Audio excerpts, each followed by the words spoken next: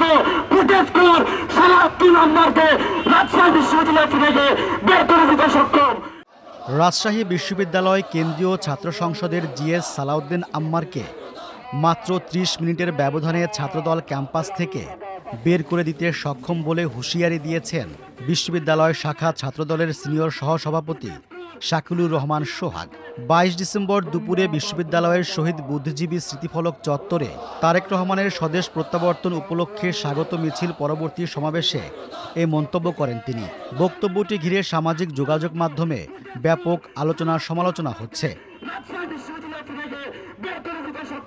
ছাত্রদল নেতা শাকিলুর রহমান বলেন, বিশ্ববিদ্যালয়ের বিভিন্ন ডিন অফিসে তালা, এমনকি উপাচার্য, উপ উপাচার্য, রেজিস্ট্রার, প্রক্টর অফিসে তালা দিয়ে অস্থিতিশীল পরিবেশ সৃষ্টির প্রতিবাদে ছাত্রদল বিবৃতি দিয়েছিল। সাধারণ শিক্ষার্থীরা সেই প্রতিবাদ লিপিকে স্বাগত জানালেও রাকসুর কতিপয় ফুটেজখোর নেতা প্রতিবাদ লিপির বিরুদ্ধে কথা বলেছেন বলে মন্তব্য করেন তিনি। বিশ্ববিদ্যালয়ের পরিবেশকে সুষ্ঠু রাখতে একটি প্রতিবাদ লিপি দিয়েছিলাম, অথচ আপনারা দেখতে পাবেন রাজশাহী বিশ্ববিদ্যালয়ের সাধারণ শিক্ষার্থীরা সেই প্রতিবাদ লিপিকে স্বাগত জানালেও রাকসুর কতিপয় ফুটেজখোর নেতা আমাদের প্রতিবাদ লিপির উপরে বিরুদ্ধে কথা বলেছেন।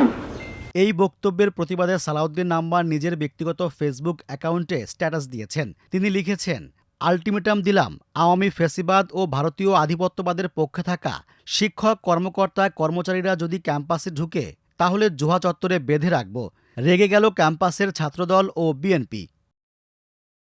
২২ ডিসেম্বর দুপুরে বিশ্ববিদ্যালয় শাখা ছাত্রদল বিএনপির ভারপ্রাপ্ত চেয়ারম্যান তারেক রহমানের স্বদেশ প্রত্যাবর্তন উপলক্ষে স্বাগত মিছিলের আয়োজন করে।